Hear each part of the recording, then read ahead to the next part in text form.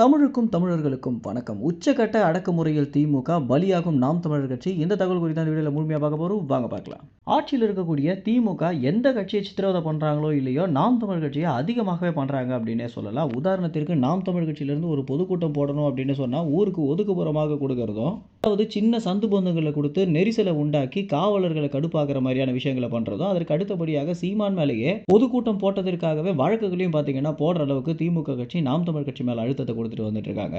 இந்த மாதிரியான விஷயங்கள் நாம் தமிழர் கட்சியின் தலைமை ஒருங்கிணைப்பாளரான சீமான் அவர்களை உச்சக்கட்ட கடுப்பாக்கி மேடையில நிறைய விஷயங்கள் பேசவும் வைக்குது அப்படின்னு சொல்லலாம். அதன் காரணமாகவும் சீமான் மேல வழக்குகளை போட்டுட்டு வந்துட்டு இருக்காங்க.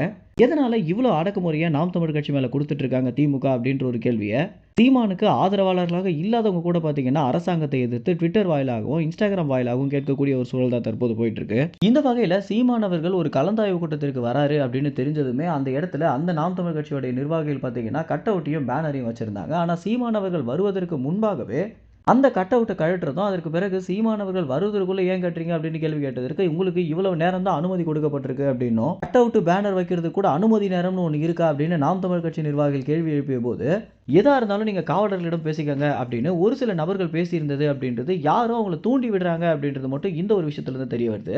ஏற்கனவே சீமான் அவர்கள் நாம் தமிழர் கட்சி நிர்வாகிகள் கொடுத்த கட்டளையின் காரணமாக எந்த ஒரு பிரச்சனையிலுமே நாம் தமிழர் கட்சி நிர்வாகிகள் சிக்கக்கூடாது அப்படின்னு எல்லா விஷயங்களையும் ரொம்பவே விட்டு கொடுத்து போகக்கூடியதை நம்மளால பார்க்க முடியுது. 26 தேர்தல் நெருங்க நெருங்க எப்படியாவது நாம் தமிழர் கட்சிக்கு ஒரு கெட்ட பேரை வாங்கி கொடுத்துடணும் அப்படின்னும் சும்மா கிடக்கிறவங்கள சீண்டும்படியான நிறைய விஷயங்களை பார்த்தீங்கன்னா திமுக கட்சி தொடர்ச்சியாகவே பண்ணிட்டு வந்துட்டு இருக்காங்க. இந்த மாதிரியான அடக்குமுறைகளை நாம் தமிழர் கட்சிக்கு விடுவதை குறித்து நீங்க என்ன நினைக்கிறீங்க அப்படின்ற உங்களுடைய கருத்துக்களை கமெண்ட்ஸ்ல தெரிவிங்க. நன்றி, வணக்கம்.